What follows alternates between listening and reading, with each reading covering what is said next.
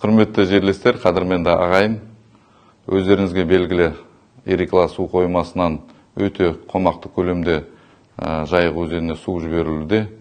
Бұл су ертеңгі таңда Жайық өзені арқылы Атырау жеріне де жетеді.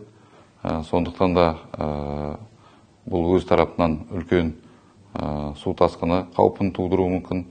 Осы сәттердің мәселелердің бәрін қарай тұра, барлық күш құралдарды жұмылдыру үшін, барлық осы қауіпке дайын болуымыз үшін мен арнайы төтенше табиғи сипаттағы төтенше жағдайды жариялауға шешім қабылдадым.